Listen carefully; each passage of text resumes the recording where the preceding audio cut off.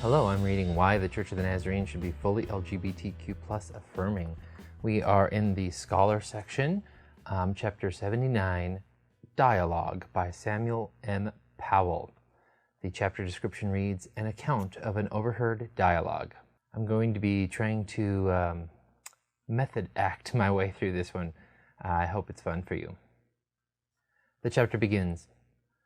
Many years ago, decades in fact, I attended my first Nazarene theology conference, giddy with the prospect of rubbing shoulders with denominational luminaries, both academic and administrative. I anticipated 3 days of stimulating ideas with penetrating analysis of challenging issues. The event did not exactly live up to my youthful and overblown expectations. There was, however, one moment that remains with me. During one session, after an interesting afternoon presentation on the Socratic dialogue as a model for theological conversation, I felt myself falling asleep as the next speaker droned on, searching for a thesis. I went for a walk, and on the way, I heard voices emerging from a room, engaged in a spirited conversation.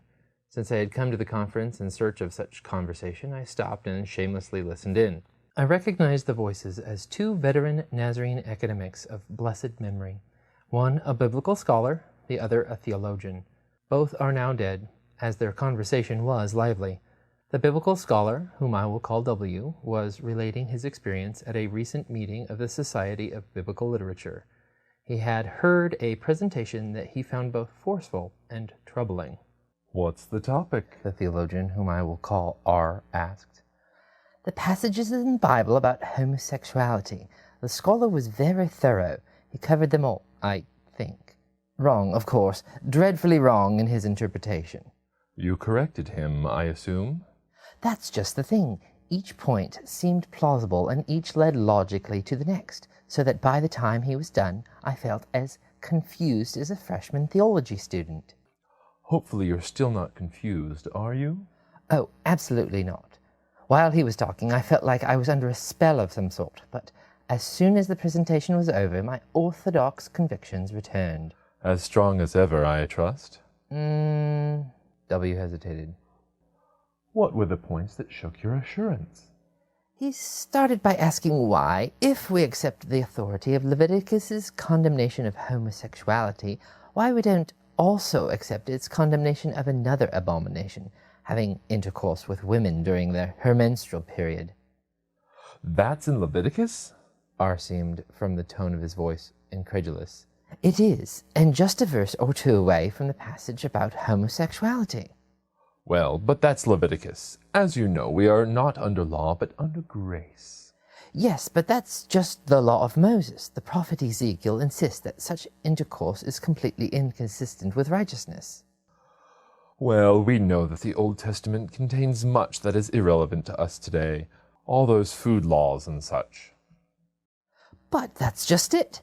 His next point was about the New Testament. You know how Paul said in Romans 1 that homosexuals have given up the natural functions. Well, the scholar asked why, if we accept the argument from nature in Romans 1, we ignore Paul's argument from nature in 1 Corinthians 11. Though widely regarded in Nazarene circles as a theological genius and polymath, R must not have known the references, for W went on to explain. It's where Paul says that nature teaches that long hair in men is a disgrace.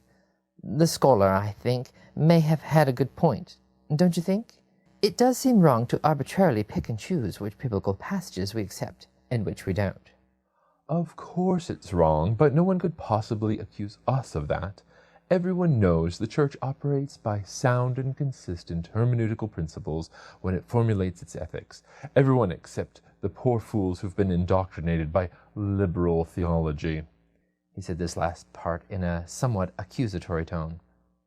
W was silent. I wish that I had been in the room so that I could determine whether this silence stemmed from thoughtful agreement or from something else. What did he have to say about the New Testament's other unassailable foundations of the truth about homosexuality? Apparently W was not sure which unassailable truths R was referring to, for R went on, 1 Corinthians 6:9 and 1 Timothy 1:10. I mean, no one can doubt that here Paul condemned homosexuality expressly and categorically. In fact, he did have a question about those verses. Why, he asked, did the church place so much weight on passages where the meaning of the key term is uncertain? Uncertain? Where did this impudent clod get his education? Any student of first-year Greek knows the meaning of those words. Effeminate, men who have sex with men, those practicing homosexuality. It's plain as day. Perhaps we should be a bit more hesitant on this point. What? This infidel has persuaded you, has he? No, of course not. There seemed to be a note of caution in his voice. I knew him to be a man of impeccable orthodoxy, as well as being an accomplished biblical scholar, sensitive to the occasional bumps in the road as he practiced his scholarship in service to the church. Although he would never criticize orthodox dogma or ecclesiastical edicts publicly, on at least one occasion I had heard him gently and tentatively question whether some official doctrine, I forget now which it was as securely biblical as the leaders of the church proclaimed. At the same time, I knew that R simply did not understand how a biblical scholar could question church doctrine, assuming that the scholar was a Bible-believing Christian. He was not, of course, trained in biblical scholarship, but no one could doubt his adamant rejection of its results. It's just that, W continued. Well, I did some study in the matter after the conference, and, well, let's just say that the issue deserves further consideration. Scholars don't seem to agree on exactly how to translate those key terms. Well, there's no lack of agreement among evangelical scholars. Maybe you should stop associating with liberal scholars. There is a danger that their ideas will rub off on you. Bad company corrupts good character, you know. Yes, sound advice, of course. That's one reason I'm here at this Nazarene conference. No possibility of dangerous ideas being touted here. Indeed. We're perfectly safe here, inoculated against error. Everyone can go home securely in the truth, with new and ever stronger reason for believing what the church teaches. Still, we have to be careful. You were wise to share all this in private. We don't want to get our people worried. I agree. We do, however, wish that we could find a way to discuss these things. I don't see what there is to discuss, but perhaps something could be arranged. A small gathering of responsible people. Of course, we would need to include church leaders, general superintendents, possibly a few of the more significant DSs, college presidents, heads of departments. Someone would have to be in charge to make sure that the conversation moved in the right direction. I mean, theology is not a rushing river that creates its own channels. We must carefully guide it. Well, back to this liberal scholar's question. Were there more? Oh, I'm afraid so. He questioned whether the focus of the story of Sodom and Gomorrah was really homosexuality. What? He's obviously delusional. Oh, no doubt. Still, he scored points with the audience, mostly fellow liberals, I'm sure, by suggesting that the story was actually about rape or an attempt to dishonor Lot. I must admit I had never considered these possibilities. He provided references to studies that, he claimed, supported his questioning. Would you like me to send them to you? Absolutely not. Oh, what are the ramblings of a few liberal scholars compared to the unanimous voice of the church? Why contaminate my thoughts with such poison? I'm surprised you gave it a moment's consideration. Oh, I assure you, it was much less than a moment. But then he also asked why Ezekiel's comments about Sodom are routinely ignored. What comments? Oh, you know, the place where Ezekiel identifies Sodom's sin as being a lack of hospitality. The scholar puts great emphasis on this point. Well, there's no conflict with orthodoxy here. The Sodomites could very well have been both perverted and inhospitable, couldn't they? Of course, you're right, although the scholar thought it important that Ezekiel does not mention their homosexuality. He was obviously reading something into the Bible text that was not there, typical of liberal scholars. What else did he have to say? Oh, there was a long rant about evangelical hypocrisy. What did he mean? It was about the way we focus on certain biblical texts but then ignore others. Why are we obsessed with a few passages about homosexuality while ignoring explicit commands in the New Testament? And which are they?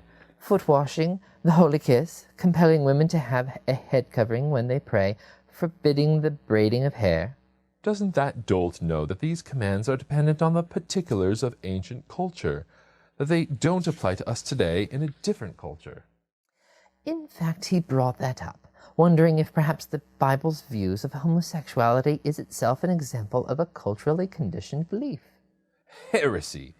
Any fool can plainly see the difference between condemning homosexuality on one hand and condemning foot-washing on the other. Culture's got nothing to do with the first and everything to do with the second. If only you had been there to set the man straight. At any rate, the last set of questions pertained to science. He mentioned studies in neurology and genetics suggesting that homosexuality may be a natural phenomenon. Natural? Impossible. The Bible states clearly that it is unnatural. That's just the point I wanted to make in the Q&A, but he went on to ask why evangelicals accept the authority of science until it challenges their beliefs. I think he was accusing us once again of hypocrisy, selectively using the results of science when it supports us and rejecting science when it contradicts us. But it's not that science contradicts, it's God. Are we going to let scientists teach us about nature when we have God's own word to teach us? That's a good point. Still, evangelicals have begun to accept that science may help us get rid of false interpretations of Genesis 1. The presenter obviously thought that science may have something to say about homosexuality. Well, it doesn't. Science can help with facts, not with values. Homosexuality isn't a fact? Of course it's a fact, but it's a different sort of fact. It's... now you're getting me confused, like the scholar made you confused. I guess I'm a little confused. Of course, my orthodoxy is intact, but I'm no longer sure that its biblical basis is as strong as I once thought. That's very disappointing, especially for someone in your position. You know, the church requires us to have clear views on important matters. Maybe you can help me and others like me. Write a book that refutes this scholar, point by point. The biblical arguments, psychology, neurology, genetics, everything. Yes, I will, but first, I've got to respond to an article just published that insists that entire sanctification is about extirpation, not eradication. Can you imagine? This sort of error cannot go unchallenged. That's a worthy task, but when can you help me? I can't stay in this state of confusion forever. Can I at least send you the book that scholars wrote on homosexuality and the Bible? I'm afraid I won't have time to read it. There's a new book about carnality that demands my attention. But... Sorry, I must run. Oh, look. I'm late for a meeting. With that, R left the room and rushed past me. W left a few seconds later. R never published that refutation of the liberal scholar, although he did, in his remaining years, churn out 17 books on the subtleties of eradication. To the end of his life, W was a model of orthodoxy and of faithful submission to the church. I never had the chance to talk with him, so I do not know whether he ever emerged from his confusion, but I always wondered. Samuel L. Powell taught philosophy and religion for many years in Nazarene institutions and is an ordained deacon in the Church of Nazarene. Well, Reverend Samuel, thank you so much for your chapter. I loved it so much.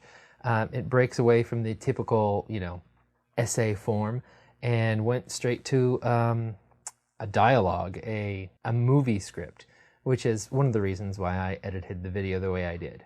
I had this image in my mind of what it looked like. So, of course, probably the biblical scholar at Nazarene Theological Seminary didn't have a horrible English accent. I did my best to at least differentiate the voices as well as I could. To all the listeners, thank you so much for bearing with me and for listening to this. I think in a lot of ways, this conversation, this dialogue, brings around and circles around all of the topics in a pretty convincing way. So thank you again, Samuel, for your chapter, and I hope everyone enjoyed it.